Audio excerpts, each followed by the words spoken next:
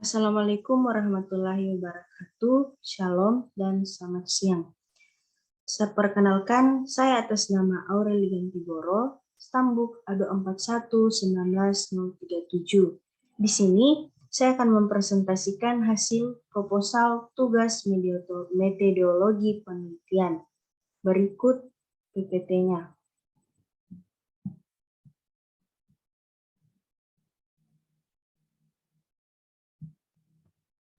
Pengaruh pembelajaran fisika dengan pendekatan keterampilan proses pada konsep usaha bagi siswa SMP Negeri 2 Sindue. Latar belakang. Pembelajaran merupakan usaha sadar dan disengaja oleh guru untuk membuat siswa belajar dengan jalan mengaktifkan faktor internal dan faktor eksternal dalam kegiatan belajarnya. Dalam proses belajar mengajar, guru menyampaikan suatu materi pelajaran yang disesuaikan dengan tujuan pengajaran, sementara peserta didik berkewajiban mempelajari materi pelajaran tersebut dengan maksud agar terjadi transfer pengetahuan. Dalam proses belajar, dituntut adanya profil kualifikasi dalam hal pengetahuan, kemampuan, sikap, dan tata nilai, serta sifat-sifat pribadi agar proses itu dapat berlangsung dengan efektif dan efisien. Untuk menunjang proses belajar mengajar orang, mengembangkan berbagai pengetahuan, misalnya psikologi pendidikan, metode pengajaran, pengelolaan pengajaran, dan ilmu-ilmu lain. Salah satu faktor yang menentukan hasil belajar dan pendekatan pengajaran yang digunakan guru dalam proses belajar mengajar untuk mencapai tujuan pengajaran, sehingga mempengaruhi perilaku siswa. Jika ingin menumbuhkan sikap ilmiah dalam diri siswa, siswa perlu dilatih untuk berpikir kritis dan bertindak kreatif sesuai pendekatan proses yang dikembangkan dalam proses belajar mengajar. Dengan demikian, keterampilan-keterampilan memproseskan perolehan menjadi roda penggerak penemuan dan pengembangan fakta dan konsep serta menumbuhkan dan pengembangan sikap dan nilai. Pendekatan keterampilan proses adalah suatu pendekatan yang sesuai dengan karakter IPA, khususnya fisika pada pokok mengamati observasi, menggolongkan atau klasifikasi, menafsirkan, menginterpretasi, meramalkan atau memprediksi, menerapkan, merencanakan penelitian, dan mengkomunikasikan. Pendekatan keterampilan proses masyarakat keaktifan siswa dalam pembelajaran dan siswa diharapkan mampu menemukan konsep yang dipelajari secara mandiri. Kemudian perumusan masalah. Yang pertama, ada keperbedaan pengaruh antara pendekatan keterampilan proses dengan metode eksperimen dan metode demonstrasi terhadap pemahaman konsep siswa pada pokok bahasan usaha. Yang kedua, adakah interaksi pengaruh antara pendekatan keterampilan proses dan tingkat keadaan awal siswa terhadap pemahaman konsep siswa pada pokok bahasan usaha.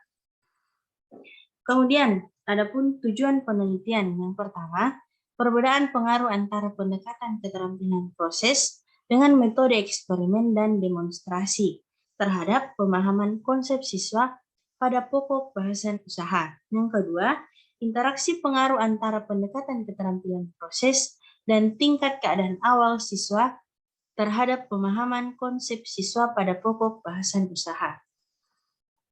Kemudian manfaat penelitian. Pertama, memberikan bahan dan masukan bagi guru dalam rangka pemilihan pendekatan dan metode pengajaran fisika yang dapat digunakan untuk menyeimbangkan kreativitas dan keterampilan siswa. Yang kedua, meningkatkan interaksi antara siswa, guru, dan sarana pembelajaran sehingga diharapkan dapat meningkatkan kualitas pengajaran. Kemudian yang ketiga, meningkatkan kreativitas dan keterampilan siswa sehingga dapat menunjang peningkatan penyerapan materi oleh siswa dalam proses belajar mengajar. Kemudian tinjauan pustaka.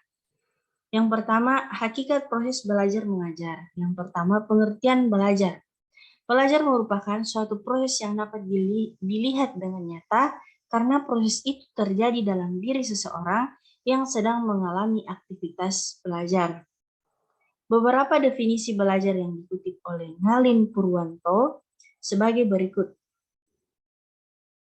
yaitu ada 3. Yang pertama, menyatakan bahwa belajar terjadi apabila suatu situasi stimulus bersama dengan isi ingatan mempengaruhi siswa sedemikian rupa sehingga perbuatannya atau performance-nya berubah dari waktu sebelum ia mengalami situasi itu ke waktu sesudah ia mengalami situasi tadi. Kemudian yang kedua, Morgan dalam buku Introduction to Psychology mengungkapkan bahwa belajar adalah setiap perubahan yang relatif menetap dalam tingkah laku yang terjadi sebagai suatu hasil dari latihan atau pengalaman. Kemudian yang ketiga, Peter Ringtong dalam buku Educational Psychology mengungkapkan bahwa belajar adalah suatu perubahan di dalam kepribadian yang menyatakan diri sebagai suatu pola baru daripada reaksi yang berupa kecakapan, sikap, kebiasaan, kepandaian, atau suatu pengertian. Belajar merupakan suatu proses di mana guru melihat apa yang terjadi selama mengalami pengalaman edukatif. Dalam hal ini, yang selalu menjadi perhatian adalah pola perubahan yang terjadi pada pengetahuan siswa selama pengetahuan belajar itu berlangsung. Kemudian, faktor-faktor yang mempengaruhi belajar. Ngalim Purwanto mengungkapkan bahwa belajar adalah suatu proses yang menimbulkan terjadinya suatu perubahan tingkah laku ataupun kecakapan. Sampai di mana perubahan itu dapat tercapai atau dengan kata lain, berhasil baik atau tidaknya belajar itu tergantung kepada bermacam-macam faktor. Nah, faktor-faktor itu dijadikan 2 golongan, yaitu yang pertama, faktor yang ada pada diri organisme itu sendiri yang kita sebut faktor individual, yaitu faktor pematangan, pertumbuhan, kecerdasan, latihan, motivasi, dan faktor pribadi. Kemudian yang kedua, faktor yang ada di luar individu yang disebut faktor sosial yang meliputi faktor keluarga, keadaan rumah tangga, guru, dan cara mengajarnya. Alat-alat yang digunakan dalam belajar dan mengajar, lingkungan dan kesempatan yang tersedia, dan motivasi sosial. Kemudian pengertian belajar. Mengajar pada prinsipnya adalah membimbing siswa dalam kegiatan belajar mengajar atau mengandung pengertian bahwa mengajar merupakan suatu usaha mengorganisasi lingkungan dalam hubungannya dengan anak didik dan bahan pengajaran, sehingga menimbulkan terjadinya proses belajar pada diri siswa tersebut. Tabrani Rusyan, Atang Kusnidar, dan Zainal Arifin mengemukakan bahwa ada 3 pandangan tentang mengajar. Pertama, mengajar adalah menyampaikan pengetahuan dari seseorang kepada kelompok. Kemudian yang kedua, pembelajaran fisika. Pola pikir yang berfokus kepada guru bukan kepada siswa harus segera diubah. Sesuai dengan pendapat Depdikbud pada tahun 2001 yang mengungkapkan bahwa selain fokus kepada siswa, pola berpikir pembelajaran perlu diubah dari sekedar memahami konsep dan prinsip keilmuan, yaitu kepada kandungan ilmu. Siswa juga harus memiliki kemampuan untuk berbuat sesuatu dengan menggunakan konsep dan prinsip keilmuan yang telah dikuasai. Hal ini mengandung pengertian bahwa pada pembelajaran di tingkat dasar maupun menengah di samping harus terjadi pembelajaran untuk tahu atau mengerti. Juga harus terjadi pembelajaran untuk berbuat sesuatu berdasarkan pada pengetahuan yang dimiliki siswa. Dengan demikian, mutu lulusan tidak hanya diukur dengan standar lokal saja, tetapi dengan harapan mampu berkompetisi secara nasional maupun internasional. Kemudian sesuai dengan kompetensi umum fisika pada jenjang SMP yang dikutip Depdikbud sebagai berikut. Yang pertama, kemampuan melakukan kerja ilmiah melalui eksperimen atau pengalaman meliputi kemampuan melakukan pengukuran, pengujian hipotesis, merancang eksperimen, mengambil dan mengolah data, interpretasi data, serta dapat mengkomunikasikan hasil eksperimen tersebut. Kemudian yang kedua, kemampuan melakukan penalaran ilmiah dalam arti berpikir secara efektif dalam menyelesaikan masalah sederhana yang berhubungan dengan besaran-besaran fisika secara kualitatif dan kuantitatif. sederhana menggunakan aritmatika. Kemudian yang ketiga, kemampuan untuk mengkaitkan pengetahuan fisika dengan pemanfaatan fisika dalam teknologi melalui pembahasan dasar kerja teknologi sederhana atau pembuatan alat-alat teknologi yang bermanfaat. Kemudian yang ketiga, pendekatan keterampilan proses. Dalam proses belajar siswa tidak semata-mata menerima pelajaran dari guru, tetapi siswa dituntut berperan aktif dengan mencoba dan mengalami sendiri secara langsung. Dan dengan pengembangan kemampuan yang ada dalam diri siswa, siswa akan mampu mendapatkan sendiri dengan aktivitas belajar yang optimal dengan menggunakan pengalaman belajarnya melalui fakta dan konsep. Koni Semiawan mengatakan bahwa dengan mengembangkan keterampilan memproseskan perolehan, anak akan mampu menemukan dan mengembangkan sendiri fakta dan konsep, serta menumbuhkan dan mengembangkan sikap dan nilai yang dituntut. Dari uraian di atas, maka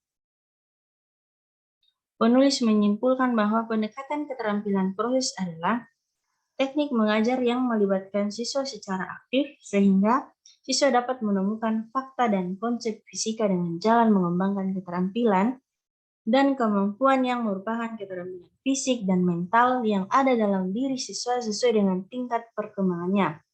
Keterampilan fisik dan mental misalnya keterampilan pengamatan, membuat hipotesis, merencanakan penelitian, mengendalikan variabel, menafsirkan data, menyusun kesimpulan sementara, meramalkan, menerapkan, dan mengkomunikasikan. Kemudian ada kelebihan dan kekurangan keterampilan proses. Yang pertama itu kelebihan. Memberi bekal bagaimana cara memperoleh pengetahuan sehingga dapat menerapkan pengetahuan yang dapat menyiapkan siswa untuk masa depan. Yang kedua, merupakan pendekatan yang kreatif karena siswa aktif melakukan kegiatan ilmiah sendiri sehingga dapat meningkatkan cara mendapatkan pengetahuan. Kemudian kekurangannya ada 3, yaitu memerlukan waktu banyak, memerlukan fasilitas yang cukup, kesulitan dalam merumuskan masalah, menyusun hipotesis, menentukan data, menarik kesimpulan, dan pengolahan data. Kemudian metode mengajar. Metode adalah suatu cara khusus untuk mendapatkan sesuatu, sedangkan metode mengajar adalah cara yang teratur yang dipergunakan guru dalam hubungan dengan siswa saat berlangsungnya pelajaran guna pencapaian tujuan pelajaran. Kemudian yang kelima, konsep usaha. Pengertian usaha. Gaya yang bekerja pada suatu benda dikatakan telah melakukan usaha jika gaya yang dikerjakannya pada suatu benda mampu menyebabkan benda tersebut berpindah. Usaha atau W, 1 Joule didefinisikan sebagai hasil kerja suatu gaya atau F, 1 Newton yang mengakibatkan benda berpindah tempat sejauh sebesar 1 meter searah dengan gaya tersebut. Dinyatakan dengan persamaan W sama dengan Fs. Besar usaha berbanding lurus dengan besar gaya dan jarak berpindah benda berpindah, maka semakin jauh benda berpindah, semakin besar usaha yang dilakukan. Semakin besar gaya yang diberikan, semakin besar usaha yang dilakukan. Kemudian jenis-jenis usaha. Usaha positif terjadi bila arah gaya yang bekerja pada benda sama dengan arah perpindahan. Kedua, usaha negatif terjadi bila arah gaya yang bekerja pada benda berlawanan dengan arah perpindahan usaha nol. Terjadi bila arah gaya yang bekerja pada benda tegak lurus dengan arah perpindahan atau bila gaya yang bekerja pada benda tidak menyebabkan benda berpindah. Kemudian yang terakhir, usaha bersama adalah usaha yang dilakukan oleh beberapa gaya. Kemudian pengertian daya. Daya atau P sebesar 1 watt bila dalam waktu atau T sebesar 1 sekon dilakukan, maka sebesar 1 joule. Rumus untuk menyatakan daya adalah P sama dengan W per T. Kemudian pesawat sederhana. Jenis pesawat sederhana yaitu tuas atau pengungkit, katrol, dan minang miring. Secara umum, pesawat sederhana terdiri dari lengan beban, lengan kuasa, dan suatu titik tumpu. Gaya yang diberikan disebut kuasa, sedangkan gaya yang ingin dilawan disebut beban. Efisiensi pesawat sederhana dinyatakan dengan keuntungan mekanis. Keuntungan mekanis dihitung dengan rumus sama dengan kuasa per beban atau W per F. Kemudian metode penelitian. Yang pertama, tempat penelitian. Tempat penelitian dilaksanakan di SMP Negeri 2 Sindue, Kabupaten Donggala, Provinsi Sulawesi Tengah. Penelitian ini dilakukan kepada siswa-siswi kelas 7 semester genap tahun ajaran 2021-2022. Kemudian yang kedua, waktu penelitian. Penelitian ini akan dilaksanakan pada semester genap tahun ajaran 2021-2022.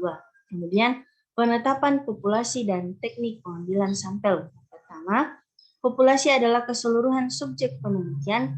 Dalam penelitian, populasinya adalah semua siswa kelas 7 SMP Negeri 2 Sindue tahun ajaran 2021-2022 yang terdiri dari 3 kelas.